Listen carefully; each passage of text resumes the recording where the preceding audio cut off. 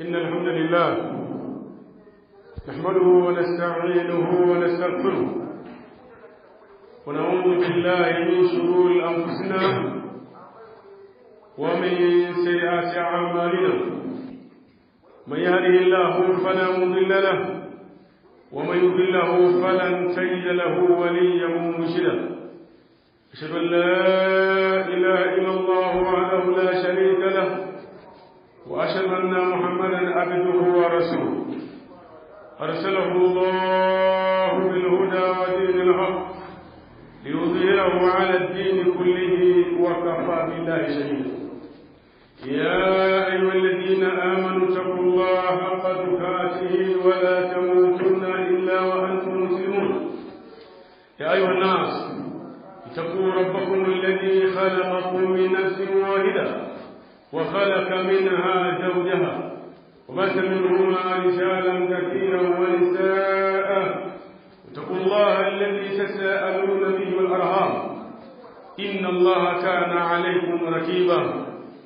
يا أيها الذين آمنوا اتقوا الله وقولوا قولا سديدا يصلح لكم أعمالكم ويغفر لكم ذنوبكم ومن يطع الله ورسوله فقد فاز فوزا عظيما. ثم أما بعد فإن أحسن الحديث كتاب الله وخير الهدي هدي محمد صلى الله عليه وسلم وشر الأمور محدثاتها فإن كل محدثة بدعة وكل بدعة ضلالة وكل ضلالة في النار. اللهم إنا نعوذ بك من عذاب النار. اللهم عباد الله أوصيكم ونفسي بتقوى الله عز وجل فقد فاز المتقون. وتقوى الإيمان بعد أن نحمد الله جل وعلا نقول صلي عليه الصلاة والسلام نقوسيني pamoja na kuhusia nafsi yangu katika jambo zima la kumcha Allah subhanahu wa ta'ala kwa wale wanaokuwa wanayafanya ili kumwomba Allah jalla wa ala. Tupo katika kutuba ya Jumaa ambapo Uislamu unakumsha mambo mbalimbali yanayohusiana yale mazuri waweze kushikamana nayo na yale mabaya waweze kuepusha nayo. Ni ukumbusho ambao unapaswa Muislamu kurejesha katika maisha yake ya kila siku ili awe miongoni mwa watu ambao wanafaidika na kuzalisha Uislamu. Ndugu zangu kwa imani, kwa munasaba wa kile ambacho tumekwisha kupita, ni kukumbusha kwamba Allah subhanahu wa ta'ala alimwambia mwanadamu hatua kubwa. Hatua ya kwanza daru dunia, hatua ya pili ni daru al-barzakh, na hatua ya tatu ni daru al-akhirah. Hivi vituo vitatu vituo ambavyo Allah subhanahu wa ta'ala ameviweka katika safari ya mwanadamu ili kimani mbali kwa hikma yake iliyokubwa. Daru dunia wanasema ni daru al-amal. Nyumba ya dunia ndio nyumba ya matendo. Ili mwanadamu nafasi ya kutenda pekee katika vituo hivi vitatu, katika daraja hizi tatu, nafasi ya kutenda pekee ni nafasi ya nyumba hii ya dunia. Ndani ya nyumba hii ya dunia kuna kuteleza, ndani ya nyumba hii ya dunia kuna kupatia, lakini pia kutubia pale ambapo mtu ameleta kinyume pale anapoteleza. Na kwa sababu daru dunia ndio mwanzo wa safari ya mwanadamu, Uislamu ukawa una mazingatio maalum kuhusiana na hili eneo. Uislamu una mazingatio maalum kuhusiana na hili eneo, kwamba ni eneo hunu ala hadha, ni eneo linalokuwa kwa sababu utakapokwenda kinyume katika eneo hili na mambo yakakupita, mamfata ufata chenye kupita kisha kupita, lazima ndiko uwezo kufikia. Na kwa hali hiyo An-Nabii alayhi salatu wasallam na Qur'an namna ilivyokuja na ikawafundisha maisha ya kuishi, wao waliishi kwa tahadhari. Walikuwa wanafanya kwa siku yao ile walikuwa nayo, na wala hawaachi wakafanya kwa kesho yake, kwa sababu ya kesho wao ilikuwa hawafaa. Mtume aliishi kwa tahadhari, masahaba zake wakiishi kwa tahadhari, na sisi kama kweli tunawaiga wale waliotangulia tunahitajika tahadhari. Nabii alayhi salamu siku moja alikuwa amelala, bibi alitaja alimamu Tirmidhi, falamma astayqadha, aliponyanyuka kwenye usingizi wake jamii, yani upande wake ule ukawa una athari kule kulala basi na mtu ukawa umeathirika upande, kwa sababu akamwambia ya Rasulullah lau takadna laka wasala, tukakutengenezea mto ukilala upate sehemu ya kutegemeza chakula. Faqala alayhi salatu mali walidunia, mali walidunia ila tarakibi astadilla tahta shajara thumma raha wajaka. Akasema mali walidunia, na nini hii dunia? Hii dunia mimi hainishughulishi. Hii dunia mimi hainishughulishi. Mali walidunia illa tarakibi astadilla tahta shajara, isipokuwa ni kama mtu ambaye yuko safarini akakaa kwenye mti kwa ajili ya kivuli. Yaani jua limekuwa ni kali, yeye akakaa ili kivuli asipate na jua lipunguze makali. Thumma raha wa taraka, kisha akaondoka akafikia kivuli. Mtume sallallahu akaonyesha hapa mfano aliotoa kwenye hii hadithi, kama mfano wake baina ya maisha ya dar dunia na kwanza maisha ya barzakhi ila daril akhirah, mfano wake ni sawa sawa na mtu ambaye yuko duniani lakini huyo mtu yuko safarini na jua likawa kali, akaamua kukaa chini ya mti ili apate kivuli cha mti kisha anaondoka. Yaani hivyo ndivyo mwanadamu alivyo na kuondoka sasa. Lakini pia kwenye hadithi ya Nabii sallallahu alayhi wasallam alamana zuhud, hata tufundisha kwamba tuwe na zuhud na hii dunia, tupe mgongo hii dunia, ili tushughulishe sana hii dunia. Kwa nini? Kwa sababu hii dunia utaiacha hata kama unashughulika, utaiacha hata kama unashughulika. Lakini pia katika hadithi nyingine pia mitaji Imam Muslim akizungumzia dunia akasema, lau kanat dunya ta'dilu 'inda Allah janaha ba'udatin ma saka kafiran minha shurbatan ma. Lau kanat dunya, hii dunia inayohangaisha mimi na wewe, lau kanat dunya ta'dilu 'inda Allah janaha ba'udatin, laiti hii dunia ingekuwa ina uwiano na bawa la Mungu. Janaha ba'udatin, dunia ina uwiano kwenye thamani na bawa la Mungu. Masaka kafira minha shubatan, basi Allah subhanahu wa ta'ala asingemnywesha kafiri kwenye ardhi mkupuo mmoja wa maji, au kwa lugha iliyozoeleka funda moja ya maji. Maana yake hii dunia inna Allah jalla wa ala ingekuwa ina uwiano na bawa la Mungu kwa thamani hiyo, basi tungefaidikana hii dunia wenyewe tu na kwamba makafiri wasifaidika. Lakini kwa sababu kwenye uwiano hii dunia hailinganishwi na bawa la Mungu, Allah subhanahu wa ta'ala pia akawapa makafiri starehe kwenye hiyo. Kwa nini? Kwa sababu haina chochote, haina thamani. Subhanallah, lau kanat dunya ta'dilu 'inda Allah janaha ba'udatin, laiti dunia ingefananishwa, laiti dunia ingepimwa, dunia na bawa la Mungu kwenye mizani moja, basi dunia haizidi mizani ya bawa la Mungu. Dunia inda Allah hayyu, dunia mbele ya Allah ni kitu dhalili, ni kitu dhalili, hakina thamani. Na ndio maana Mtume sallallahu alikuwa na tahadhari, na ndio maana masahaba walikuwa na tahadhari, kwa sababu kwa sababu hiki walichopewa si chochote. Hichi walichopewa si chochote. Kile cha mbele ya Allah subhanahu wa ta'ala ndio kikubwa ambacho mimi na wewe tunataka kufahamu. Ndugu yangu na kusikia kwa wengine kusikia. Wenzetu waliishi na tahadhari. Bushiru bil janna wa hum ahya, wakabashiriwa pepo ile hali ya uhai. Wakabashiriwa pepo ile hali ya kupumua. Minhum yasma'u miongoni mwao walipewa bishara pepo kwa majina yao.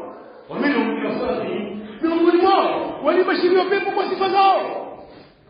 Kwa nini hawaju na maana walipata walichopata na wanaishi kwenye dunia ambayo mimi na wewe tunaishi? Nini nasikia? Ndio mtamsingi. Kwa nini wao walibashiriwa pepo hali ya kupumua? Kwa nini wao walitajwa kwa majina kama ni watu waponi ile hali ya kupumua? Halafu wao wameishi kwenye dunia ambayo mimi na wewe tunaishi. Kwa sababu wao walikuwa na tahadhari. Akhera kwanza ikisha dunia kwanza. Kwa sababu sisi hatuna tahadhari. Dunia kwanza hapo akhera kwanza. Nahu istahamu chatani wewe. Wao akhera kwanza. Ikisha dunia ifuate. Mimi na wewe dunia kwanza, ikisha akhera ifuate. Ndio walikuwa na vita. Kwa sababu akhera kwanza kisha dunia ifuate. Maana yake muda unatimiza dunia, unatimiza akhera. Alafu muda wa kuisha umeisha, unatimiza dunia, maana huna hapo. Sisi dunia kwanza. Alafu tukamilisha dunia ndio tupate akhera. Huu muda wa kukamilisha dunia yetu, muda umeisha, akhera tumekamilika. Maana yake hasara ilikuwa ni. Maana wapo? Hasara ilikuwa ni. Huyu amepambania akhera. Lakini huo muda anataka ipambanie na dunia. Lakini muda umeisha wakati ukipambania akhera. Dunia imemkosa. Mimi na wewe tunapambania kwanza dunia. Alafu muda ukipambania dunia, tunataka tupambanie akhera. Huo muda ukipambania dunia, muda umeisha. Maana yake akhera imetumika. Wao walikuwa wanakiza. Wao walikuwa wanakiza kwamba kumbe muda unaenda mbele haurudi nyuma. Kwa vile muda unaenda mbele haurudi nyuma, wanadhiriki huu muda waliokuwa nao. Kwa sababu huo mbele wasipodiriki hawana lawama. Mimi na wewe tunaamini muda unarudi nyuma. Kwa hiyo tufanye dunia kwa sababu huko mbele tunataka kufanya jambo ambalo haliwezekani. Ni jambo ambalo haliwezekani. Hii dunia yako ya Abdullah, fanya kwa ajili ya dunia yako. Ala habari. Ukiona nini?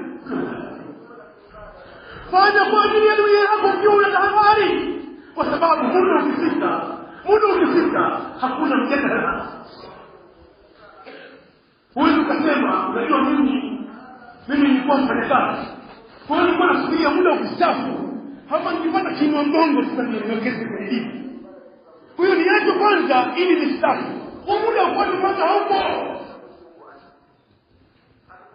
Huo muda ukoje kwanza ili ustaafu uongeze kwenye dini haupo?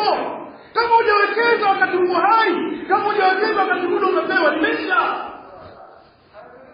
Sasa kama kisema kubwa ya asafa ala ummati ulichokiacha wanakula na wala hawana kula. Ulichokiacha wanakumbania na wala hawana kula. Wengine wanaanza kesi za mirathi wakati bado baba yao yuko. Wengine wanaanza kesi za mirathi wakati baba yao yuko kwenye jeneza. Anakofia fulani atamdhulumu, anakofia na yule fulani anaweza atamdhulumu, anakofia yule bwana lazima nimsaidie. Yaani kabla mtu kusifa, watu washaanza kukaa kwenye meza kuanza kufungua kesi za mirathi. Sasa tunakaribu nafsi yako. Wakati kesi ya mirathi ikifunguliwa, ni pesa za nani? Ni pesa za nani wanataka? Ni pesa za nani wanataka wagawane? Ni pesa za nani wanataka wagawane? zile pesa zako ambazo ulikuwa unaambiwa sadaka unasema mkuu zile pesa zako ambazo unaambiwa ni sadaka unasema bwana unajua napeleka mtoto shule zile pesa zako unaambiwa ni sadaka unasema bwana unajua zile pesa sasa watu wanagawa. Subhanallah, tena wengine ni wale. Subhanallah, tena wengine ni wazimu. Pesa hizo wanaenda kuhonga wanawake. Pesa hizo wanakaa katika maida kushirabu bila hapo.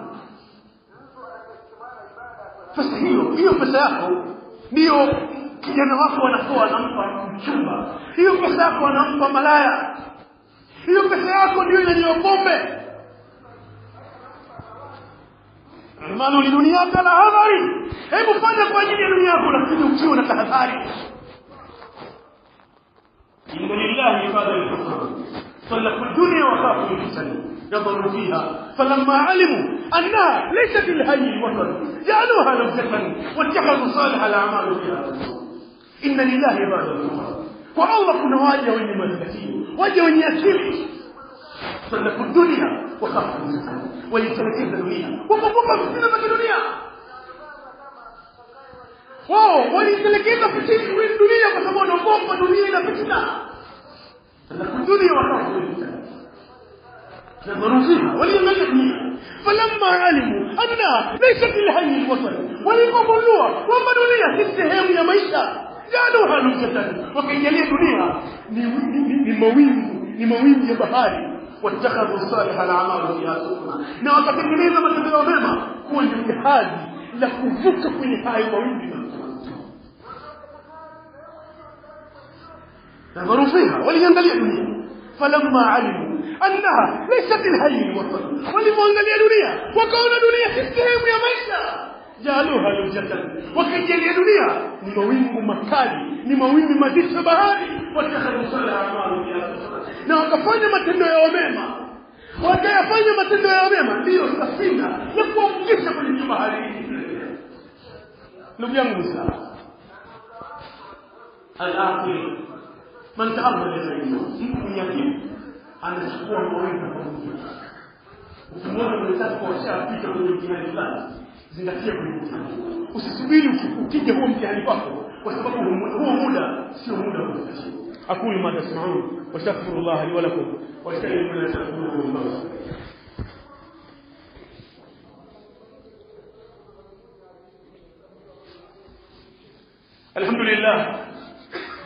الحمد لله رب العالمين والعاقبة للمتقين ولا عدوان إلا على الظالمين والصلاة والسلام على نبينا محمد وعلى آله وأصحابه ومن تبعهم بإحسان إلى يوم الدين ثم أما بعد. Ndugu zangu katika daru dunia daru amal. Nyumba ya dunia ndio nyumba ya mateso. Ndio fursa pekee uliyopewa mwanadamu. Ndio fursa pekee uliyopewa mwanadamu.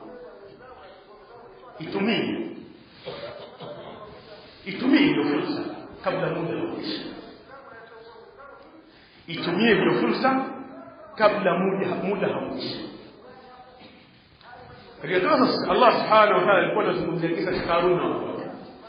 Watu Karun walipo mawaidha Karun ujumbe ambao unazingatia. Akamwambia hivi: "Wabtaghi fima ataka Allah la al-akhirah wala tansa nasibaka min ad-dunya wa ahsinu kama ahsana Allah ilayka wala tabghi fasada fil ardh." Wabtaghi fima ataka Allah la al-akhirah, tafuta kwa kile alichokupa Allah nyumba ya akhera. Kama una akili timamu, Allah subhanahu wa ta'ala amekufanya na akili timamu, akili yako itumie kutafuta nyumba ya akhera. Kama una afya, si mgonjwa, siha yako itumie kwa ajili ya kutafuta nyumba ya akhera. Kama una pesa yako itumie kwa ajili ya kutafuta nyumba ya akhera. Kama una elimu, ni mwalimu, fanya jitihada kuwekeza kwa ajili ya akhera. Wabtaghi fima ataka Allahu dara al-akhirah, tafuta kwanza kwa alichokupa Allah nyumba ya akhera, itangulize kwanza. Ukishakamilisha kuitafuta akhera, wala tansa nasibaka min ad-dunya, usisahau kwamba duniani una fungu lako pia litoki.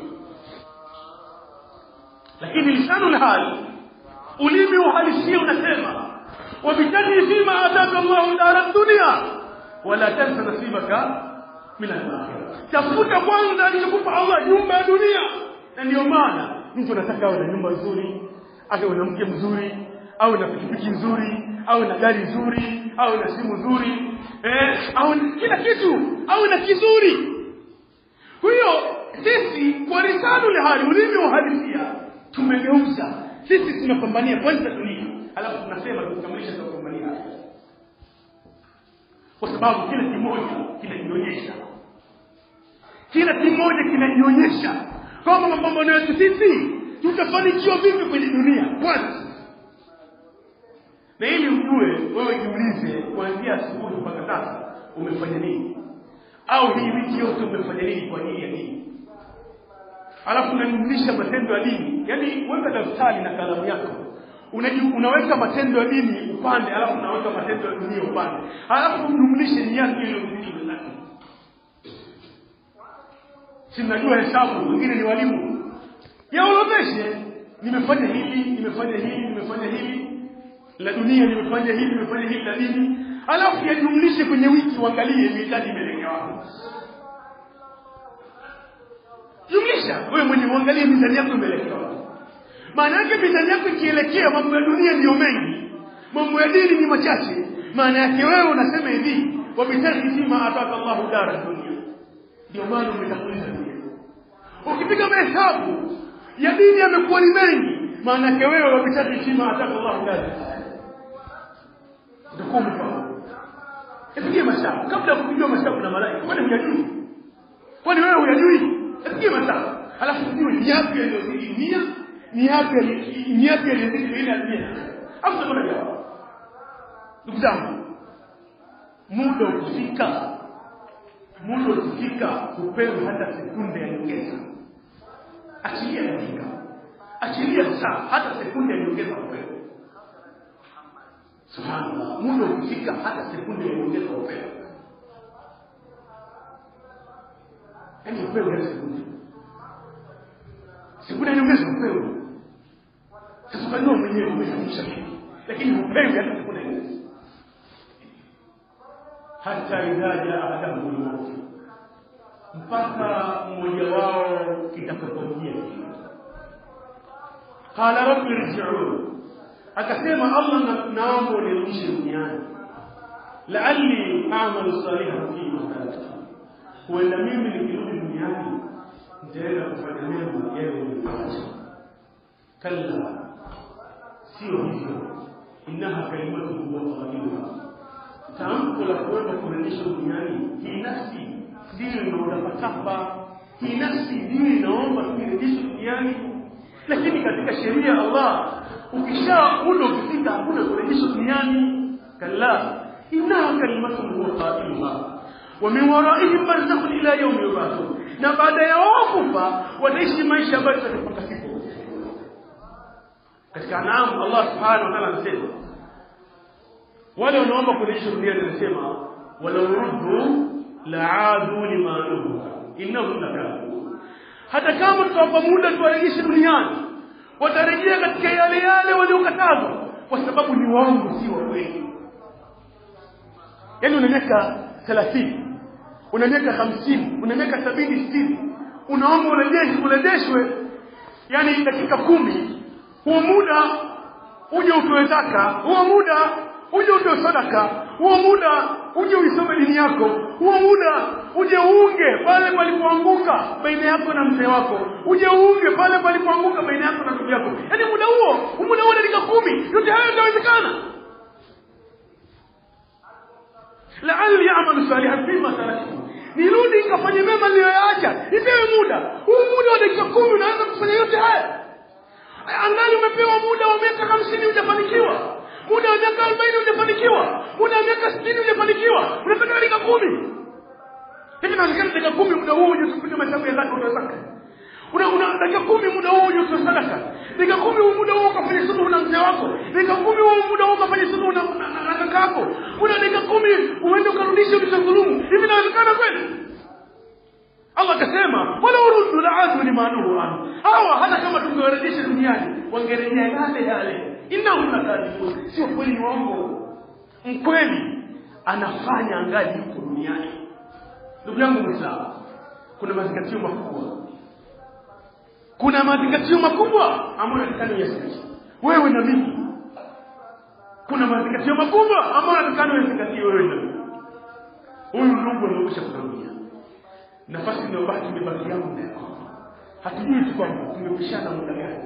Ni muda wa dakika, ni muda wa masaa, ni muda wa masiku, ni muda wa wiki, lakini nafasi inayobaki ni yako na yako. Sasa nataka iulize nafsi yako, ulifanya nini ili iwe ni udhuru mbele ya Allah? Ya Abdullah, wewe mja wa Allah, hebu jiulize, jipigie mahesabu, umefanya nini ili iwe ni udhuru mbele ya Allah? Umwambie Allah, mimi mja wako mnyonge, nijitahidi kwenye hili. Unalo. Naomba Allah maghfira yako. Naomba Allah uniepushe na moto. Naomba Allah uniingize katika miguu yako. Udhuru wangu ni hili jema nilohakikia Allah. Unalo. Ndugu yangu Muislamu. Ndugu yangu Muislamu. Udhuru ambao unakuwa ni ukombozi mbele ya Allah. Udhuru ambao unakuwa ni ukombozi mbele ya Allah. Pale ambapo utaangalia mbele yako huoni isipokuwa moto, na kile usichotanguliza. Utaangalia nyuma yako huoni isipokuwa usichotanguliza. Kushoto kwako huoni isipokuwa usichotanguliza. Kulia kwako huoni isipokuwa usichotanguliza. Hicho ndicho unachokiona. Hivi kinaweza kikawa kweli ni udhuru kikukomboe? Ya Abdullah, kinaweza kweli kikawa ni ukombozi kikukomboe? Faya subhanallah, jambo la hatari sana. Ni jambo la hatari. Ukisikia hatari, jambo la hatari. Sisi tunaishi kwenye haya maisha kana kwamba tunaishi ili kana kwamba tushamfika. Yani dunia hii ni ya kwetu. Kadri baqa bidha illa tabatalaha wa hal samita bidhilli ghayri muttaqin. Unataraji ubaki kwenye nyumba ambayo imekataa kubaki, daru dunia, daru fanaa. Unataraji ubaki kwenye nyumba ambayo imekataa kwamba si ya kubaki. Kadri baqa bidha illa tabatalaha wa hal samita bidhilli ghayri muttaqin. Ushawahi kusikia kwamba kivuli hakihamu? Vile vile unavyoona kivuli kinapahama, asubuhi kipo upande mwingine, jioni kizama kipo upande mwingine. Hivyo mwanadamu ndivyo ambavyo tunatofahamu min dari dunia ila dari al-akhirah. Hivyo ndivyo ambavyo tunatofahamu kutoka katika nyumba ya dunia kwenda katika nyumba ya akhera. Usibilie hisabu mbele ya Allah subhanahu wa ta'ala. Ndugu yangu Muislamu, imani dunia kama fanya kwa ajili ya hii dunia ukiwa na tahadhari. Fanya kwa ajili ya hii dunia ukiwa na tahadhari, kwa sababu yule anayetumwa yeye anatekeleza aliyotumwa. Wala tudrimu nafsi madha takasbu, na wala haijui nafsi itachuma nini, wala tudrimu nafsi hili amri na ifahamu haifahamu nafsi ardhi gani itakia, muda gani utaondoka kwa hapo. Sio la ya'lamu billah, siri ya ifahamu kwa Allah. Tungefahamu tungekuwacha tumalize zote mpaka tuende kinyume na sheria kwamba tunazitoa zote. Tungefahamu tungekuja kufanya kiamu laili msikitini. Tungefahamu tungekuja kufanya itikafu msikitini. Tungefahamu tungefanya kila tunaloliweza, lakini Allah subhanahu wa ta'ala alikisha ikijiza kullu nafsin ma kasabat, ili ilipwe nafsi ilichokituma. Ndugu yangu Muislamu, nakuhusia sana pamoja na kuhusia nafsi yangu, tumche Allah subhanahu wa ta'ala, na tufahamu kwamba Allah atakutana naye siku miongoni mwa siku. Tufanye yaliyo mema ili tusikie kukutana na Allah. Tuache maovu kwa sababu maovu yanakuangamiza. Man ahabba liqa Allah ahabba Allah liqa'ahu, wa man kariha liqa'ahu kariha Allah liqa'ahu. Mwenye kupenda kukutana na Allah, basi Allah naye anapenda kukutana naye. Mwenye kuchukia kukutana na Allah, basi Allah naye anachukia kukutana naye. Na hakuna anayependa kukutana na Allah isipokuwa aliyefanya yaliyo mema, na hakuna anayechukia kukutana na Allah isipokuwa aliyefanya mema. Fanya mema ili uwe na amani kukutana na Allah subhanahu wa ta'ala. Yombe Allah subhanahu wa ta'ala atupe mwisho ulio mwema. tuombe Allah subhanahu wa ta'ala atujalie kuwa ni watu kufanya kazi dini yake. Allahumma inna nas'aluka min khayri ma salaka min Muhammad sallallahu alaihi wasallam wa na'udhu min sharri ma sa'ala min Muhammad sallallahu alaihi wasallam. Wa la hawla wa la quwwata illa billah.